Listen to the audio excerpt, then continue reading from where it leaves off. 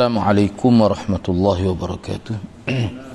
Alhamdulillahi rabbil alamin. Wassalatu wassalamu ala asyrafil anbiya wal mursalin.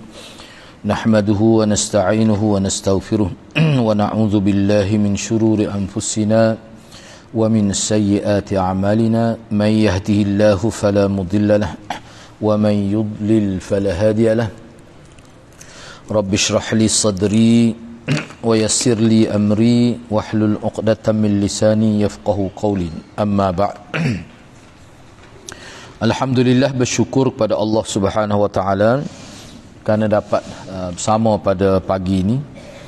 Insya-Allah pada pagi ini kita akan teruskan kepada perbincangan kitab Mukhtasar Sahih Muslim. Terus kita pergi kepada tajuk Kitabul Iman. Kitabul Iman, itu tajuk besar yang pertama. Kitabul Iman. Di bawah bab permulaan iman adalah ucapan la ilaha illallah. Itulah permulaan iman. Mana kalau seseorang nak masuk Islam pun dia kena sebut yang inilah. La ilaha illallah tu maksudnya asyhadu an la ilaha illallah wa asyhadu anna Muhammadan abduhu wa rasuluh.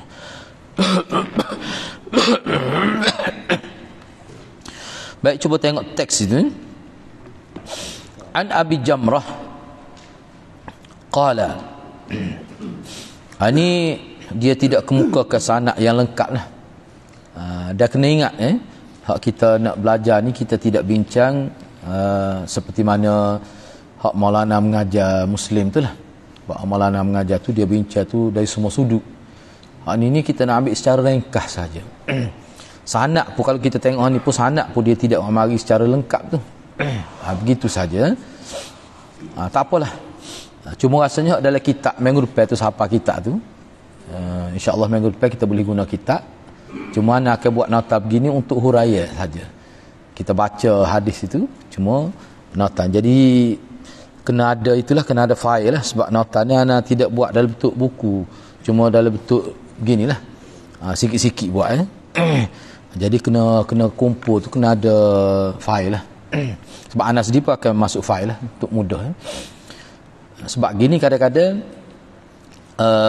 bila kita belajar tu ada kadang-kadang kita nak rujuk. Okey, kita dah jumpa hadis tu, okey rujuk muka surat ni. Jadi kalau kita letak setempat nota ni mudahlah.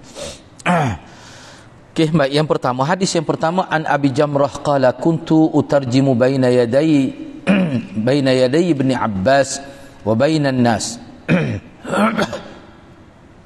Fa'atatuhum imra'atun tas'aluhu an nabidhil jar. Faqala inna wafda Abdul Qais atau Rasulullah sallallahu alaihi wasallam. فقال رسول الله صلى الله عليه وسلم من الوفد أو من القوم قالوا ربيعة قال مرحبا بالقوم أو بالوفد غير خزايا ولا الندامة فقالوا يا رسول الله إنا نأتيك من شقة بعيدة وإن بيننا وبينك هذا الحي من كفار مضار وإنا لا نستطيع أن نأتيك إلا في شهر الحرام فمرنا بأمر فصل نخبر به من وراءنا ندخل به الجنة قال فأمرهم بأربع ونهاهم عن أربع قال أمرهم بالإيمان بالله وحده وقال هل تدرون ما الإيمان بالله قالوا الله ورسوله أعلم قال شهادة أن لا إله إلا الله وأن محمدا رسول الله وإقام الصلاة وإيتاء الزكاة وصوم رمضان وأن تؤدوا 5 من المغنم ونهاهم عن الدباء والحنتم والمزفت قال شعبة وربما قال النقير قال شعبة وربما قال المقير وقال احفظوه وأخبروا به من ورائكم وزاد ابن معاذ في حديثه عن أبيه قال رسول الله صلى الله عليه وسلم للأشج عبد القيس إن فيك خصلتين يحبهما الله الحلم والأنات. Baik, cuba tengok terjemahan sebelah tu.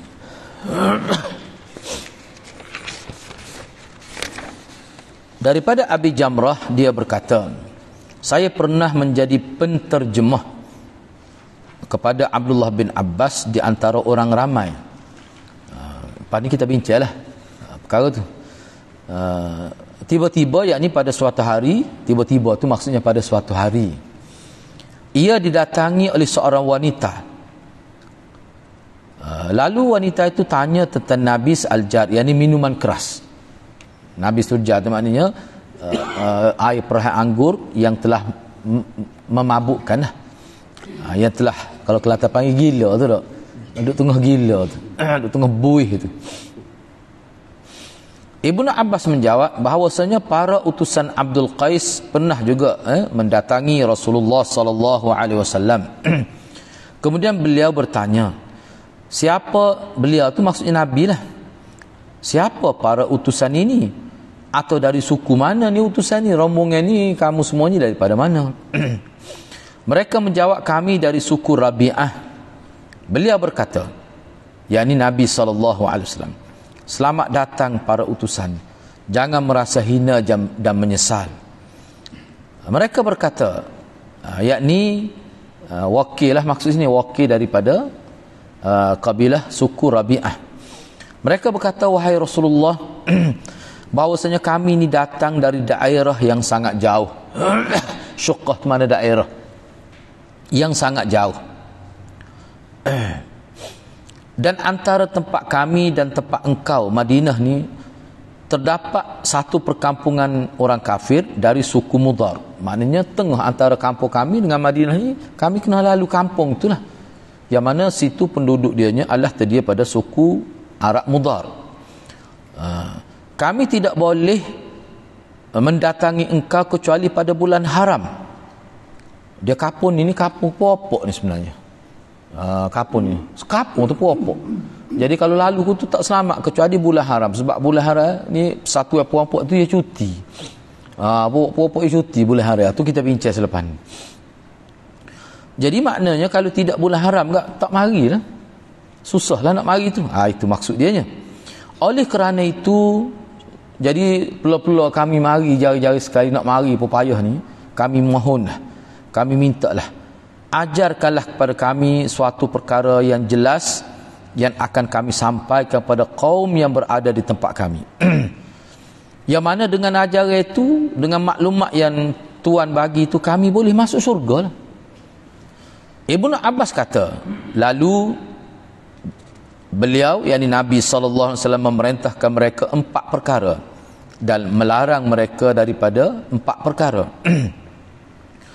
Jadi Rasulullah memerintahkan mereka untuk beriman kepada Allah Subhanahu Wa Taala sahaja. Maknanya Nabi suruh mereka jaga iman itu biar sentiasa tahqiq, biar sentiasa benar. Jangan campur adukkan, jangan ada sesuatu yang bercampur antara tauhid dengan syirik. Kena jaga sungguhlah. Moga dia ni isladah ni, bapak dia ni. Bapak dia ni isladah ni.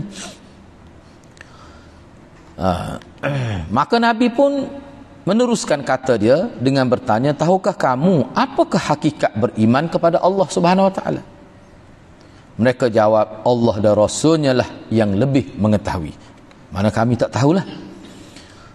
Maka Nabi pun jawab, maksud beriman kepada Allah yang sebenar, yang hakikat beriman kepada Allah tu maksudnya kamu bersaksi bahawasanya tiada Tuhan yang berhak disembah selain Allah Subhanahu Wa Taala saja.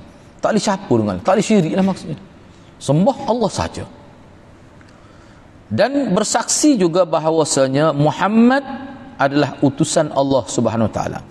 Kemudian mendirikan salat, menunaikan zakat, puasa di bulan Ramadan, dan engkau menyerahkan kepada pihak kerajaan 1/5 dari harta rampasan perang. 1/5 tu khumus lah, tu yang kena serah pada kerajaan lah. Kerajaan akan urus. Baik, itu kalau berlaku peperangan ada ghanimah, maka adalah harta khumus itu 1/5. Hak ni kena serah pada pihak kerajaan.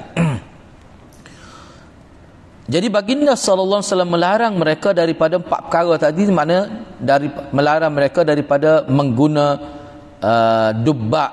Dia tulis gitu tak kena tahu arak dubbak. Yang ini membuat minuman keras dalam labu, dalam guci dan dalam bejana yang dicat. Semua tu ada nama bawah, kita tengok selepasnya.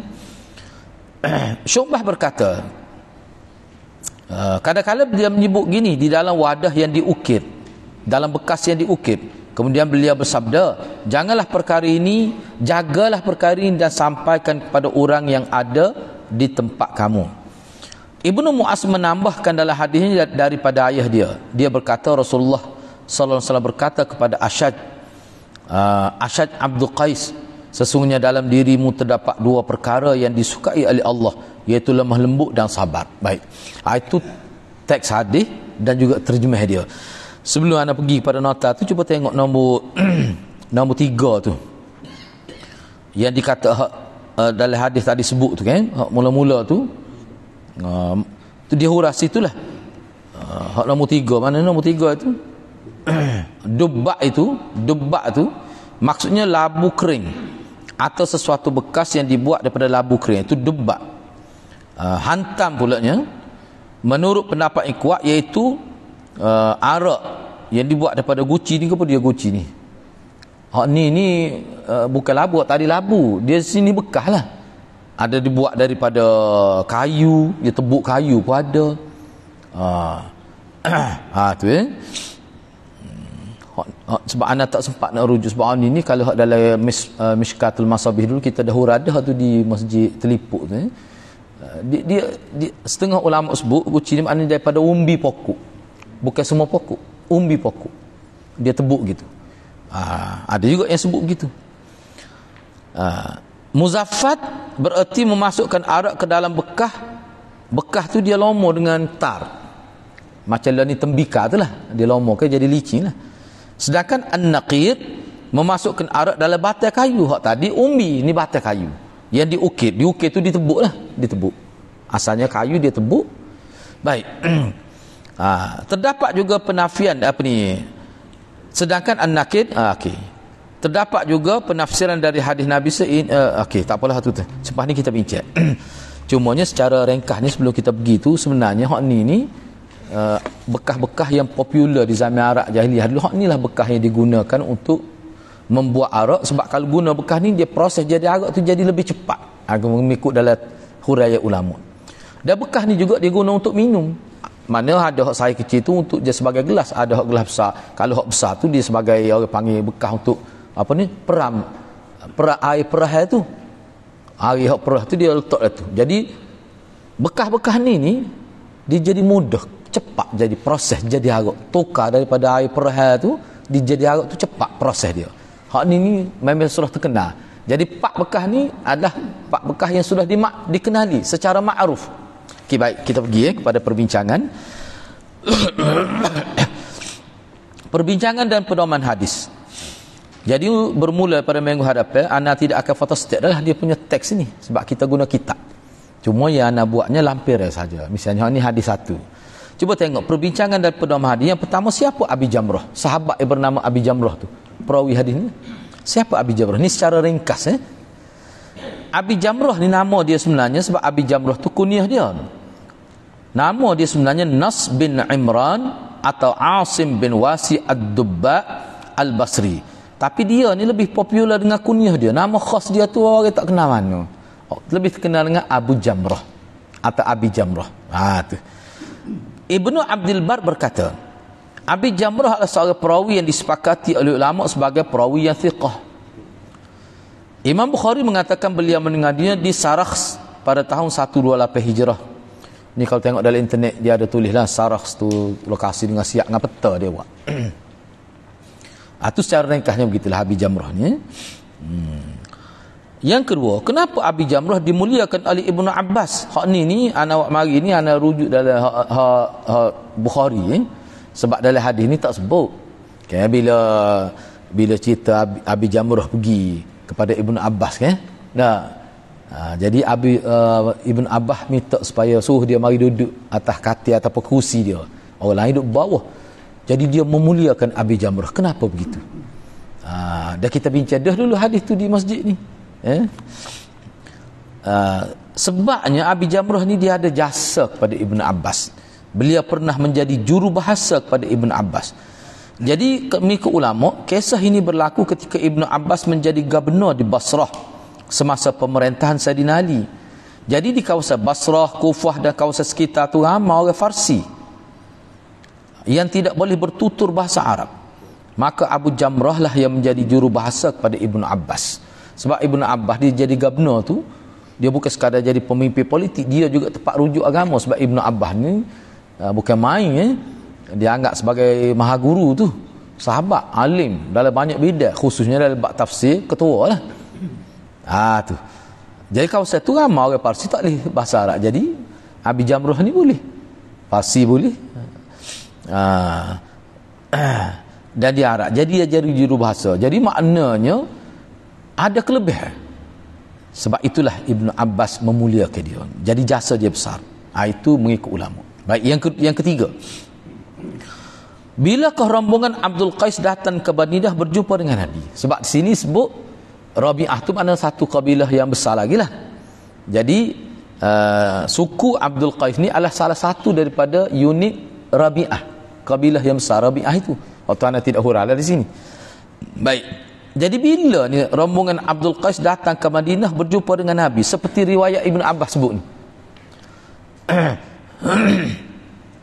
Menurut Hafiz Ibn Hajar dan Anwar Shah Al-Kashmiri, dia kata rombongan Abdul Qais datang menemui Nabi SAW sebanyak 2 kali. Kali pertama pada tahun ke-5 Hijrah atau sebelum itu lagi. Dan kali kedua pada tahun ke-9. Yang mana pada tahun ke-9 ni lebih dikenali dalam sirah sebagai Amul Wufud, iaitu tahun kunjungan rombongan kepada Nabi. Tahun ke-9 ni lah sebenarnya antara tahun yang paling banyak Nabi menerima delegasi daripada luar. Rombongan yang mari jumpa dengan Nabi pada tahun, sebab tu tahun ni disebut sebagai tahun wufud. Wufud ni rombongan. Jamak dia wafdun, mufrad dia wafdun, jamak dia wufud. Wafdun satu rombongan, wufud rombongan. Tahun ke-9. Berkenaan isu ini, para ulama sebenarnya telah berbeza pandangan dan masing-masing ada hujah dan alasannya tersendiri. Cuma anda tidak bincanglah waktu tu. Banyak lagi lah, cuma anda sebut sini Hafiz Ibn Hajar. Sebab ramai ulama kata, sebab dia ni kira-kiranya dia menyentuh banyak pendapat lain. Sebab ada kata tahun ke-5 dan ke-9. Jadi bagi dia nya, kajian dia memang Abdul Qais, rombongan Abdul Qais gini bukan sekali. Paling kurang 2 kali. Paling kurang. Kali pertama pada tahun ke-5, kali kedua pada tahun ke-9. Baik. Begitulah. Yang keempat, kenapa Rasulullah SAW mengucapkan kepada rombongan Abdul Qais dengan kata selamat datang dalam keadaan tidak terhina dan tidak menyesal. Baik, kalau kita tengok teks Arab tu, cuba tengok semula muka surat mula-mula tu, bila dia mari ucapan Nabi tu, Nabi kata kepada dia tu, baris yang keempat tu baris yang keempat tu, marhaban bil qaum au bil wafd ghaira khazaya walan nadama. Nabi kata gitu, marhaban, selamat datang kepada kaum tanpa rasa malu dan rasa hina, rasa menyesal. Nadama tu menyesal, rasa malu, rasa menyesal. Apa Nabi kata gitu? Jarang Nabi sebut gini kepada kabilah lain hak mari. Nabi tak kata gitu, tapi Nabi kata kepada kabilah Abdul Qais. Bapa. Baik. Cuba kita tengok di sini. Kerana mereka telah memeluk Islam secara sukarela tanpa melalui peperangan dengan orang Islam. Sebab pokok dia masuk Islam ni atas sukarela, tidak melalui peperangan, tidak melalui kepada kekerasan, tidak. Satu kelebihan lah. Sekiranya mereka memeluk Islam selepas terlibat berperang dengan orang Islam, berkemungkinan mereka menjadi tawanan perang, dan ini adalah suatu bentuk kehinaan, satu bentuk kehinaan. Tapi tidak gitu. Begitu juga jika mereka pernah ada pengalaman berperang dengan orang Islam, sudah pasti ada penyesalan dalam hati mereka. Boleh jadi mereka pernah bunuh orang Islam dalam perang. Semua tu tak berlaku. Sebab tu Nabi puji dia. Nabi bukan kata sekadar, bukan kata marhaban, tidak kata gitu. Tapi marhaban, Nabi kata bil qaum. dengan menyebut tanpa rasa khazaya, tanpa rasa nadam. Khazaya ni rasa hina, rasa nadama ni mana kesal, tak ada semua tu. Kerana itulah, kerana mereka masuk Islam dengan secara sukarela. Setengah-setengah orang lain tu kerana menjadi tawanan perang. Bila perang kalah jadi tawanan perang, Nabi buka, baik, kalau kamu Islam, kamu merdeka, kamu bebas, tidak jadi hamba lah.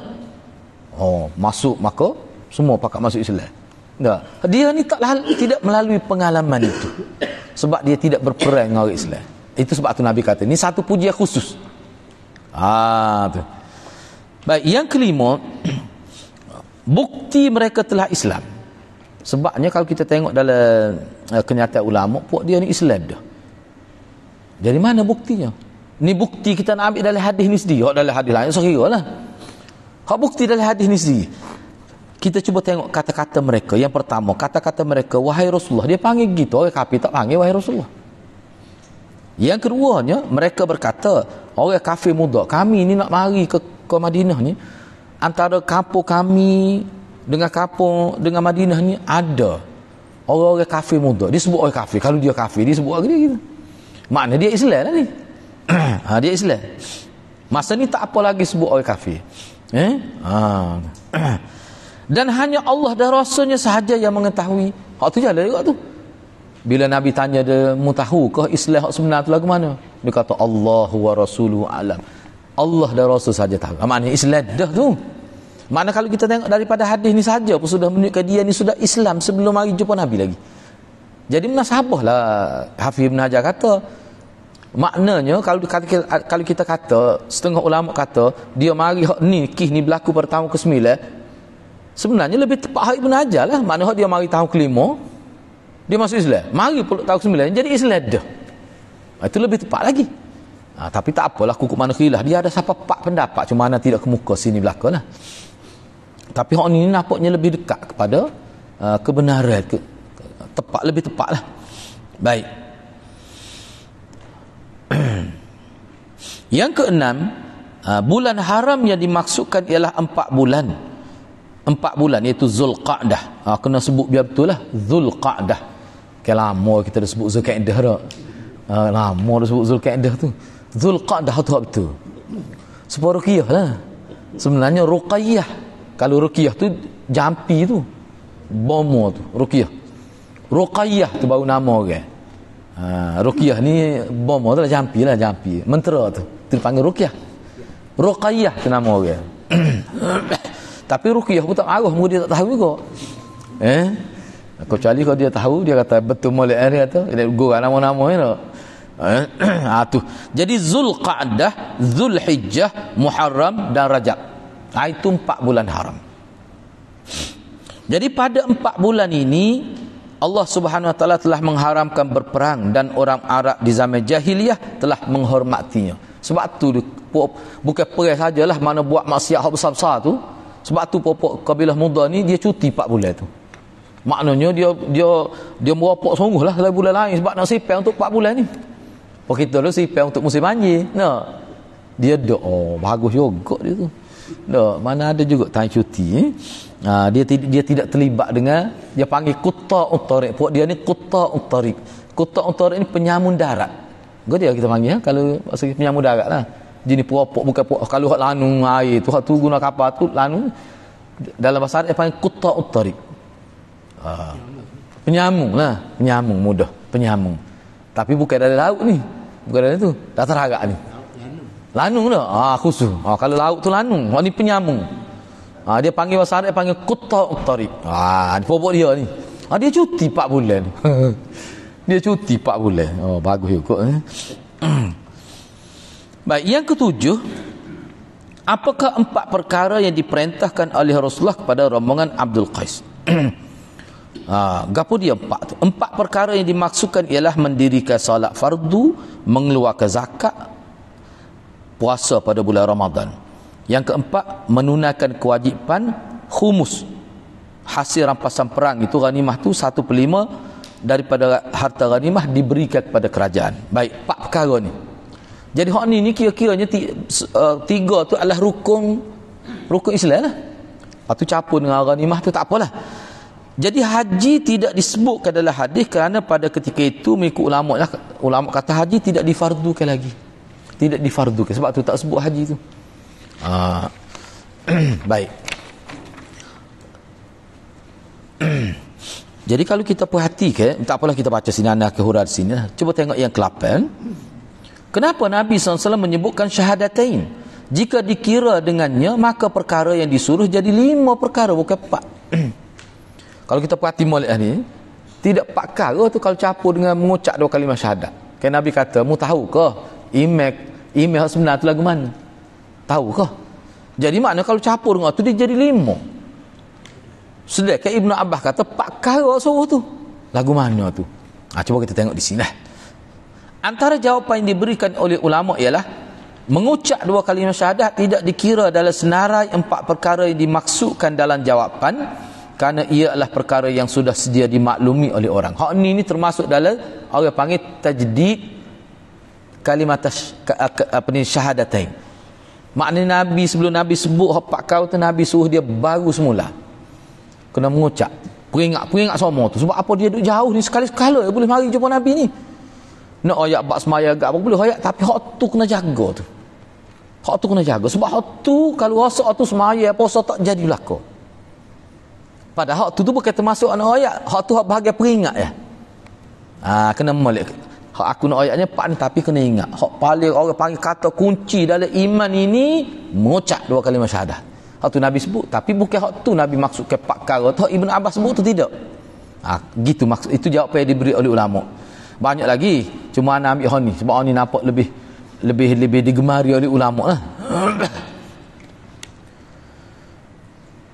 Bahkan 4 perkara yang disebut adalah merupakan antara tuntutan iman, dia panggil. Bila seorang itu beriman mengucap 2 kalimah syahadat, gapo dia kena buat? Gapo dia kena buat tu dia panggil iqtidaul iman. Hak mula-mula kena buat ni dia rukun Islam tu lah. Gapo dia? Semaya, puasa, zakat, muka haji tidak fardu lagi. Lepas tu apa sebut ghanimah tu? Sebab pokok dia ni kalau dia ada perang gapo selepas ni, engko sebab gini engko yalah engko dia Islam, perkampungan dia tu. Orang kafir duduk sekitar tu boleh jadi dengan kafir mudar pada waktu tu. Kalau perang, kena ingat bila perang kerana Allah, perang atas agama akan ada harta ghanimah. Mu boleh ambil lah tu, tapi 1/5 tu kena serah pada kerajaan. Sebab hal tu untuk Allah dan Rasul, untuk beri kepada orang Islam miskin-miskin 1/5. Tu. Oleh kerana inilah setengah ulama menyenaraikan hadis ini sebagai salah satu hadis muskil. Bapa ya sebut 5 ayat 4. Jadi muskil lah. Sebenarnya hak ni ulama bicara agak panjang juga, cuma ana tidak marilah tidak sebut sinilah. Tapi kukuk mana pun hak sesuai dengan hak Imam Bukhari-nya, sebab hadis ni ada juga dalam Bukhari. Hak sesuai dengan Imam Bukhari, hadis ni diletak di bawah Imam Bukhari nak ayatnya bahawa Islam dengan iman tu sama saja maksudnya. Semua tu merujuk pada amal yang kena buat selepas beriman. Dia panggil iqtidaul iman. Itu kata Imam Bukhari. Jadi Imam Bukhari buat tajuk iman dengan Islam tu sama. Lepas tu dia mari hadis ni. Baik, yang ke-9. Jadi hak ni pun kita bicara panjang dah sebenarnya ni. Kalau anda nak sebut selagi nak beri penekanan lah. Dalam hadis ni Nabi tanya, mu tahu ke iman itu apa? Beriman, mu kena beriman kepada Allah saja. Tahu ke iman tu gapo? Beriman tu maknanya kena kepada Allah saja. Kalau ada juga pada benda lain, tak jadi iman lah. Itu jadi syirik tu, tidak tauhid tu. Sepatutnya kita kata kalau zahir mari rukun iman lah. Tapi tak. Hak Nabi sebutnya rukun Islam. Tapi soalan menurut tanya, mu tahu ke iman tu gapo? Iman hak hakikat sebenar, hakikatul iman. Kayak Pupuk Abdul Qais kata hanya Allah dan Rasul saja tahu. Maka Nabi pun beri jawapan. Beriman kepada Allah ni percaya bahawa Allah itu sebagai Tuhan yang disembah, dan percaya bahawa bersaksi bahawa Muhammad itu pesuruh Allah. Itu makna beriman sebenar. Dia kena beriman itu pada Allah semata-mata. Tiba-tiba mari rukun Islam. Sepatutnya mari rukun iman lah. Ini sebenarnya Imam Bukhari nak ayat, kalau dalam syarah Bukhari, Imam Muslim pun gitu, nak ayatnya bahawa iman dengan Islam tu bermakna wahid, sama saja maksud dia. Memang Imam Bukhari dia kata sama, kecuali Kalau dalam ayat tu sebut iman saja, maka secara khusus maksudnya. Kalau dalam ayat tu sebut Islam saja, maka secara khusus maksudnya. Tapi kalau sebut kedua-dua, dalam satu nas sebut iman dengan Islam, maknanya iman lebih bersifat dalaman, kepercayaan dalaman, Islam itu lebih bersifat perbuatan-perbuatan zahir. Tapi kalau sebut dalam nah tu sah, sebut Islam, dia termasuk iman. Kalau dalam nah tu sebut iman, dia termasuk Islam. Itu maksud dia. Tu ya. Baik, sekarang kita pergi pada fakta yang ke-9 ya. Apakah 4 perkara yang dilarang? 4 perkara yang dilarang ialah ad-dubba, al-hantam, al-muzaffat, an-naqir atau al-muqayyid. Naqir muqayyid itu sama maksud dia. Hak tadilah ad-dubba tadi hak buat daripada labu tu. Labu tu. Lepas tu al-hantam maknanya setengah ulama kata umbi pokok. Umbi kayu lah. Al-muzaffat hak dilomor. Mungkin kayu cuma dilomor dengan peta. Supaya kita tembikar tu lah. Mana tembikar tu dia apa ni? Dia macam apa dia panggil? Macam pasu cuma dia lomor jadi suhu kelak tu. Tak lah kita kata. Macam cak lah, macam cak gitu. Cuma waktu tu dia tidak kata jadi mempengaruhi air dak. Tidak kotor lah. Zamit tu. Tu maknanya muzaffat. Nakir ini hak ni daripada hak akhir sekalian ni apa? Pokok, batai pokok tu. Batai pokok yang ditebuk. Batai pokok yang ditebuk tu. Pokok tu bukan semua pokok, dia ada pokok khusus. Kalau dalam syarah ni. Tu tempat kita tak ada lah. Sebabnya pokok-pokok ni hak terlibat hak buat gan ni semua tu dia boleh mempercepatkan proses menjadi arak. Jadi Nabi lari guna ni. Nabi tak pernah guna. Pada sahabat tak minat arak dah. Jadi gapo dia maksud sebenarnya cuba tengok ni ana sebut secara ringkas sebab kita nak ringkas ni. Keempat perkara yang disebutkan ini merupakan bekas-bekas yang biasa digunakan oleh orang Arab sebagai tempat menghasilkan arak atau sebagai bekas untuk meminum arak. Sebenarnya larangan menggunakan bekas-bekas ini adalah sebagai satu langkah agar mereka menjauhi minum arak. Tak sewi minum arak, bekas ni pun tak guna untuk peringkat awal. Tu. Supaya itulah Nabi tak bui. Kayak dalam hadis Nabi tak bui kalau tempat tu dulu pernah dijadikan tempat sembah berhala, tempat sembelih binatang kerana berhala. Nabi tak pernah guna tempat tu untuk ibadat. Kayak ada dalam hadis. Tapi selepas tu bila umat Islam sudah kejat, sudah kemah dah akidah tu, dan umat Islam pun faham molek dah, boleh guna tempat tu. Bila bersih tak ada berhala boleh guna. Jadi peringkat awal kenapa larang? Munggu hidup dengan berhala sahabat ni sebelum masa takut mari duduk situ teringat. Duduk tengah semaya teringat. Bukan teringat pada Allat, Uzza, Manak dan sebagainya. Peringkat awal tak boleh. Supaya itulah Nabi tak pernah perempuan pergi ziarah kubur tu lah. Munggu zaman Arab dulu kita nak ziarah kubur duduk meraung, duduk tepik, duduk tarik rambut, tarik baju. Jadi nak bila masuk Islam dia tak berubah selalu. Dia perlu masa. Peringkat awal Nabi tak pernah takut jadi gitu. Bila sudah perempuan-perempuan di Madinah orang Islam sudah terdidik dengan baik, Nabi kata fazuruha, pergilah ziarah. Nabi kata pada Aisyah, pada isteri dia, kerana dia boleh. Jadi maknanya satu ketika larang, satu ketika suruh. Hak masa larang tu keadaan itu memerlukan begitu. Hak ni pun begitulah juga. Sebenarnya bukan larang guna bekas tu, bukan situ maksudnya. Hak larangnya minum arak. Tapi oleh kerana bekas ni dia sinonim dah dengan arak, bekas pun tak boleh guna. Hak ni ana sebut sini. Jadi larangan menggunakan bekas ini adalah merupakan pendekatan sadduz zari'ah. Dah sadduz zari'ah dengan sama dah ni. Sadduz zari'ah ni maknanya langkah lebih berhati-hati, maksudnya agar mereka lebih serius meninggalkan minum arak. Tak sewi minum arak, bekas ni pun tak boleh guna. Nak sekat. Sadduz zari'ah lah dipanggil. Sebab tak ana sebut langkah berhati-hati.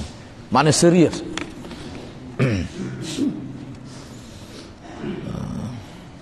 Baik. Begitu kan. Jadi makna hak sebenarnya supaya jangan minum arak. Hak tu sebenarnya. Okey. Ayat ke-10 tu pengajaran hadis pengajaran hadis. Dia sebenarnya hak ni ada nota sambungnya tu waktu anda bagi minggu depan lah. Jadi anda foto step 4 muka surat saja ni. Baik. Pengajaran hadis yang pertama, keperluan mengunjungi pemimpin dan ulama dengan maksud mendapat maklumat tepat dan mendapat ilmu dari semasa ke semasa. Hak ni memang ulama sebut. Hak ni boleh dikatakan menjadi amalan biasa sahabat. Misalnya kalau kita tengok sahabat-sahabat Nabi kan, khususnya sahabat muda-muda baru ni, kadang-kadang dia pergi jumpa, pergi buat kunjung hormat ke rumah sahabat senior ni. Memang kita tengok banyak sangguh riwayat sebut. Dengan anak tu ada kitab baru jumpa, 12 jilid kitab tu. Dia bicara tentang bagaimana semangat sahabat dalam melaksanakan sunnah tu. Misalnya kalau bab ziarah, dia marilah kenyataan ulama ni. Misalnya kalau dalam bab mengumpat, sahabat beci pada mengumpat, dia mari kenyataan sahabat tentang mengumpat. Dan sahabat bagaimana contoh sahabat nak menghindari supaya orang jangan mengumpat. Semua tu dibuat dengan hemah, dengan semangat tinggi. Nama kitab tu gitu. Salahul ummah fi salahul himmah fi salafil ummah. Kebaikan semangat salah kita yang kita kena tiru. 12 jilid kitab tu. Jadi kita boleh rujuklah dalam bab-bab tu. Tu. Misalnya ni, ini antara yang menjadi budaya sahabat. Dah lebih ketara lagi bila zaman tabi'i, memang hebat semua tabi'i. Kadang-kadang dia pergi Mengun ni pergi rumah sahabat ni, pergi tu tanya ilmu lah.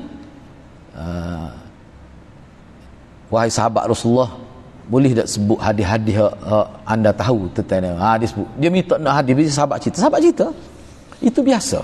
Jadi kunjungan ni termasuk dalam kembara ilmu lah juga tu. Tu. Baik. Tapi kena ingatlah hak ni dia ada adab khusus pula. Dalam kitab dia sebut kita nak pergi pun ada biar ada adab lah. Antara adab dia ni kena tengok masa dia, sebab pemimpin ulama ni tak boleh kita nak ziarah tak terkalu. Kena telefon dulu tanya buat appointment, takut masa-masa ni sebab setengah ulama tu masa ni memang dia baca. Masa ni dia buat kajian tak ilmu. Sebab tu guru ana dulu dia sebut kata kalau nak jumpa ana lepas kuliah, dia kata kalau mari di rumah tu takut dia sibuk dia tu. Jadi kita ambil dulu kalau nak tanya apa-apa kat lepas kuliah. Lepas kuliah kat pegah lalu dia. Dia lebih suka gitu. Sebab dia kata dah klik kita duk ngadak kitab kat nak turun belum rumah 2 tekak. Tu memang gitu. Mana-mana dulu begitu. Misalnya Taman Naimadi di India tu, dia tulis pintu rumah dia, nak jumpa dia 5 minit dia boleh beri masa. 5 minit. Jangan lebih. Mana kena kira lalu kalimah tu. Nak catch it. Jangan lebih. Apa tu? Dia sibuk. Kalau tidak tahu boleh nulis kitab ketemu. Antara yang dikagumi oleh tok guru kita tu Taman Naimadi. Yang kedua, Nabi SAW kerap dikunjungi oleh pelbagai kabilah semasa berada di Madinah. Jadi hak ni kadang-kadang hak mari jumpa dia rombongnya orang Islam dah, kadang-kadang tidak Islam macam-macam lah. Tahun ke-9 ni khususnya ramai sungguh. Sebab tu disebut amul wufud itu. Jadi makna budaya orang panggil kunjung hormat itu di kalangan terhadap pemimpin ni itu sudah perkara biasa. Kalau kita tengok tempat kita ni ada bila seorang tu mula-mula pergi jawatan orang ni mari, itu zaman Nabi pun begitu. Tu molek gitu. Cumanya sunnah dia gapo dia situ sini ana tak sebut sunnah dia, tujuannya adalah untuk doa kebaikan. Bila gitu kan insya-Allah rakyat kita boleh rakyatlah. Kami ni penduduk ni, tempat kami kekurangan ni, mintalah YB bui perhatianlah kapo kita, sebab sebelum ni tak dapat perhatian. Mana jumpa tu ada maksud kepentingan awam.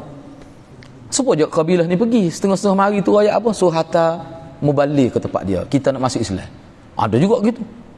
Ada tu tipu pada mau tipu Nabi, bila perginya bunuh semuanya. Ada juga begitu. Apa cerita apa Biru Maunah tu tak?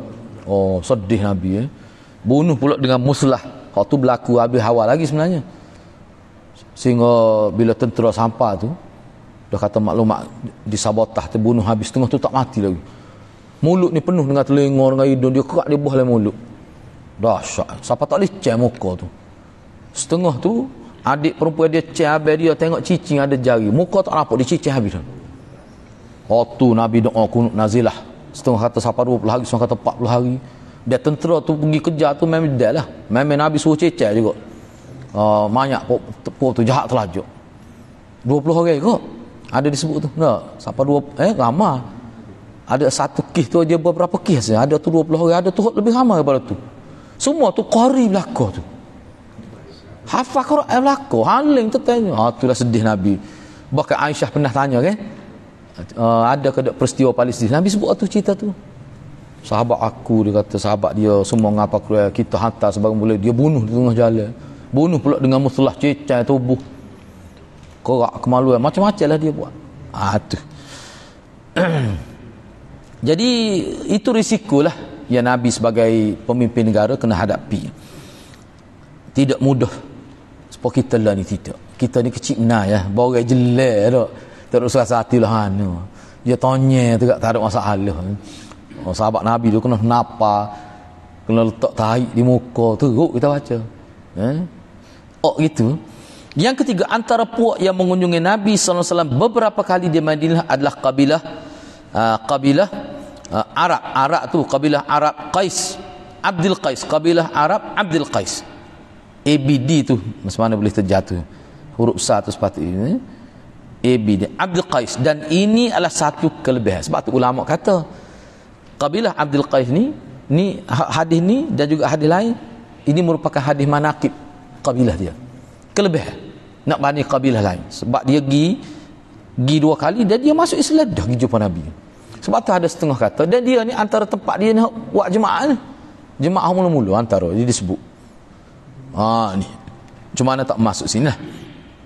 Yang keempat, keharusan menggunakan pembantu untuk menjayakan apa-apa program dan pengajaran agar ia lebih memberi kesan kebaikan maksimal lah yang diharapkan. Maknanya kita dalam proses belajar ni, seorang guru ni kena belajar tu ilmu perguruan itu, teknik-teknik tu dia kena tahu. Tu menggunakan alat bantu mengajar kau ikutlah. Misalnya guna slide kau gapo tu, kira-kiranya memberi kesan impak yang lebih maksimal lah dalam sistem pendidikan itu, pengajaran dan sebagainya. Ini termasuk sunnah. Man usaha ke arah tu termasuk dalam pahala besar. Yang kelima, elok menggunakan ucapan sapaan yang menunjukkan penghargaan kepada pihak lain. Ucapan yang dimaksudkan tidak ada format yang tetap, bahkan dia bersifat semasa. Makna orang hari ni kita nak guna bahasa lagu mana selain pada assalamualaikum barakallah tu, kalau kita nak guna bahasa kita ikutlah asalkan bahasa tu menunjukkan penghormatan. Nabi tidak rakyat khusus kena kata gini. Misalnya kalau orang Melayu kata Allah, kita lama kita suka menang mari, bahasa betul hari ni pupuk dia mari rumah kita, bahasa-bahasa begitu boleh guna. Tu mana kalau kita serabut dia mari rakyat betul, kawan dia mari rasa kenalin lalu no. Ayat betul dia pun tak hari dah lepas ni. Hak ni untuk amalek. Dia mau mari teringat kita tak agilah malunya kita. Terima kasih banyaklah mari. Tak naik kita rumah tu. Patut suruh naik. Ni sunnah, boleh pahala. Boleh pahala. Cumanya kalau kita perhati Nabi sebut tu dia berkait dengan kelebihan. Sebab tu disebut tadi kan apa Nabi kata tanpa khazaya, tanpa nadama.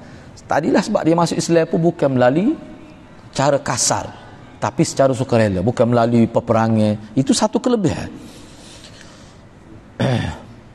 Misalnya mari ziarah kita tok guru kita, misalnya tok guru kita mari ziarah kita, bukan kita ziarah dia. Agak-agak kita nak kata lagu mana. Allah katanya tok guru mari rumah kita, alah malu kita tu. Dak. Terima kasih banyaklah dak. Patut kita pun layak dia dengan cara baik. Itu kan. Itu termasuk dalam adab yang diajar oleh Nabi. Baik. Yang keenam, orang ramai dituntut dan digalakkan supaya mengajar, belajar dan menyebarkan ilmu pengetahuan. Dituntut. Khususnya ilmu sunnah itulah. Hak ni siapa Nabi sebut kelebihan khusus. Nadarallahu mra'an idza sami'a maqalati fahaddathu kama sami'a. Sesiapa yang dengar hadis aku tak kira adalah bentuk macam mana, dan dia cerita pada orang lain, cerita tu sama ada secara lisan ataupun cerita dalam bentuk lisanul hal, dia amal supaya orang lain nampak perbuatan gitu. Nabi kata dia akan dapat nadaratul wajhi di hari akhirat. Muka dia jadi berseri-seri, walaupun muka dia hitam tak comel, tapi orang tengok macam cahaya seperti kunang-kunang. Itu ulama kata dalam syarah hadis. Anak dapat tu dia tidak boleh takut untuk mendedahkan sunnah itu dalam masyarakat. Tak sedut kata kau kita buat biar orang tengok. Nabi kalau pergi kubur dia buat, kita buat.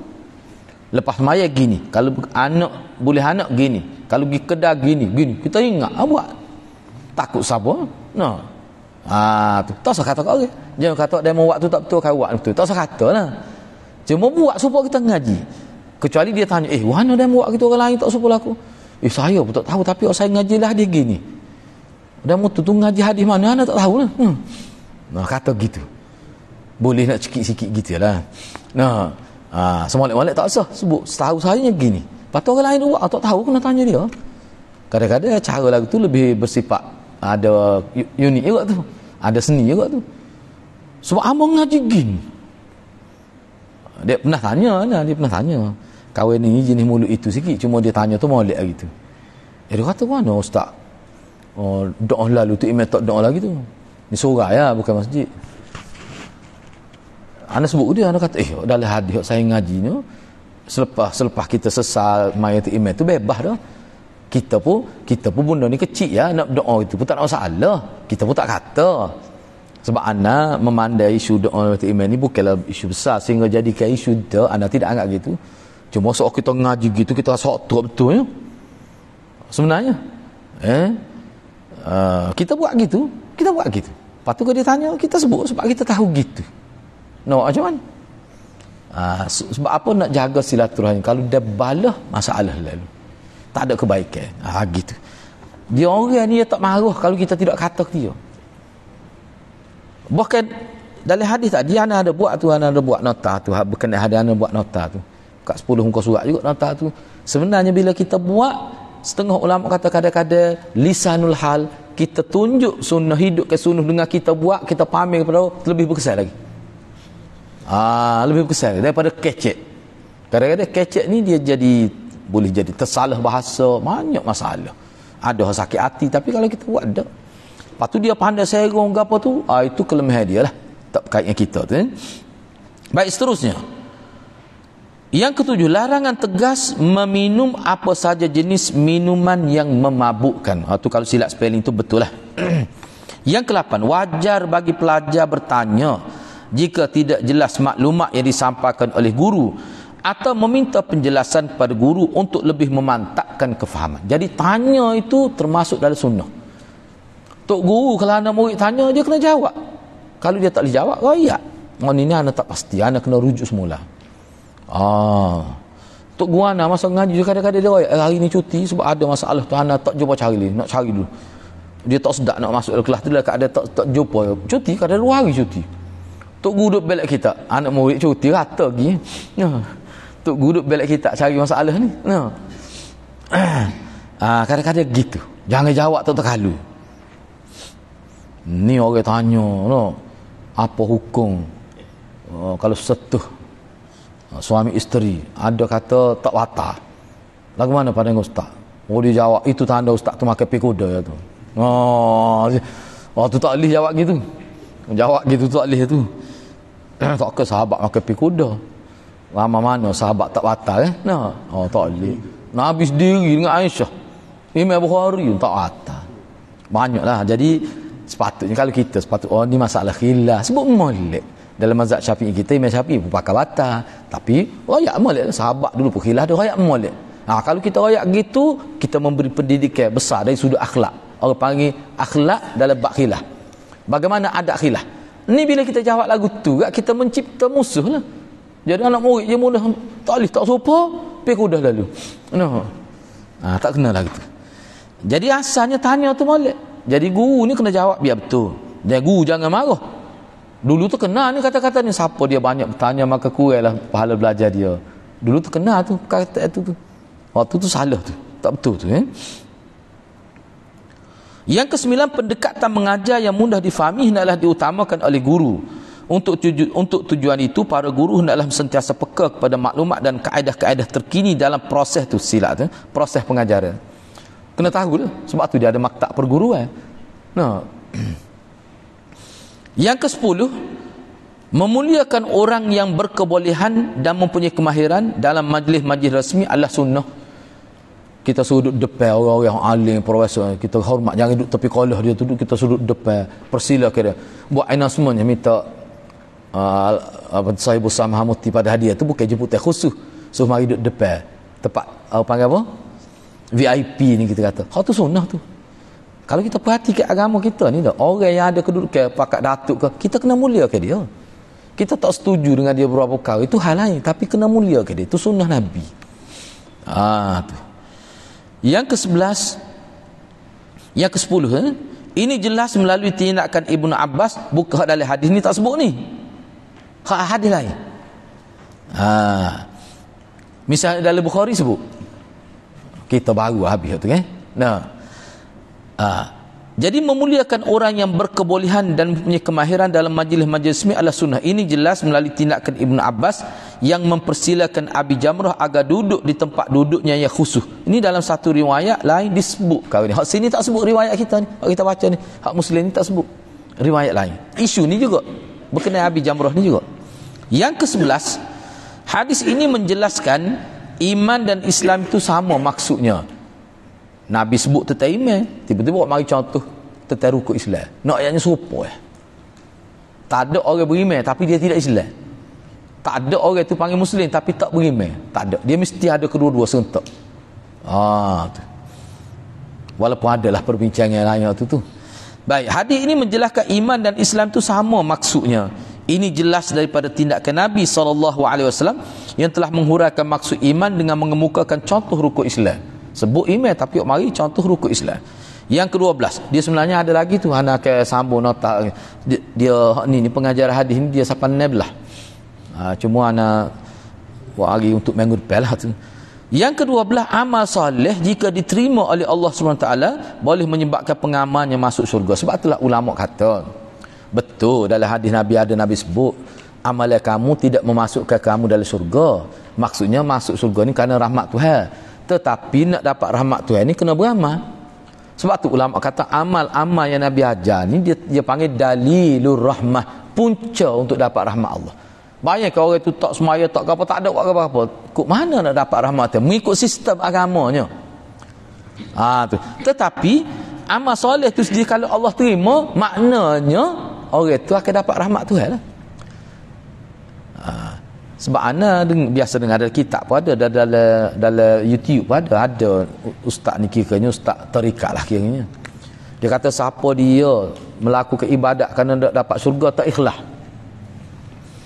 Kita beribadat ni kerana Tuhan suruh, jangan niat nak syurga. Kalau niat syurga tidak ikhlas. Tak betul tu. Bercanggah dengan hadiah ni tak betul. Kita nak dapat syurga tu dia tak alih kalau tidak ikhlas. Tak payah sebut ikhlas tu. Tak mungkin seorang buat ibadat Tuhan terima kata ikhlas. Ikhlas ni barang tak perlu sebut dah kadang-kadang tu. Nak sebut sama tu. Tu kena faham lah. Nabi katakan man sama ramadanan imanan wahtisaban ufira. Sesiapa yang puasa kerana atas rasa keyakinan kepada Allah, ihtisab tu mana harap pahala, harap syurga, harap ganjaran. Tak sebut ikhlas itu. Allah akan ampunkan dosa dia. Ma taqaddama min dosa telah lalu. Tak sebut ikhlas. Nak ayatnya nak boleh kata Allah terima tu mesti ada ikhlas. Jadi tak payah royak, benar sah.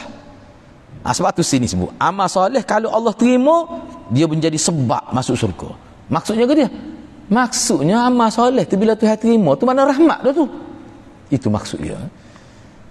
Tak usah duk pening-pening kepala nak hurah berat-berat dah lah bagi lagi ni cukup dengan Nabi ayat padat dah. Masalah dia gini dalam talbis iblis tu tak masuk lagi tak ada berbicara dia akan datang. Setengah orang ni dia nak nampak kelainan baru dia rasa hebat. Kalau nak pahala tak hebat mana tu? Naknya biarkan Allah suruhnya baru nampak hebat. Tak nampak gam tu. Dia kena kita ni biar serupa dengan Nabi, jangan lari. Jangan kita menyusahkan masyarakat. Tu gitulah. Okey, jadi kita berhenti setakat tu dulu. Jadi untuk peringatannya nota ni akan bersambung. Maknanya untuk minggu depan ni muka surat 3 lah nak sambungnya. Selepas ni tak ada dah photostat ni sebab minggu depan ni kita akan ada kitab masing-masing. Jadi kita akan baca kitab tu nas teks Arab dengan terjemah, kemudian huraiannya anak akan buat nota. Jadi kena nota ni kena jaga molek sebab kadang-kadang kita akan rujuk balik dalam pengajian kita. Mana kalau boleh biar ada file lah. Begitu. Jadi mudah-mudahan Allah berkati kita semua. Aku qouli hadza wa astaghfirullahal azim li wa lakum. Wassalamualaikum warahmatullahi wabarakatuh.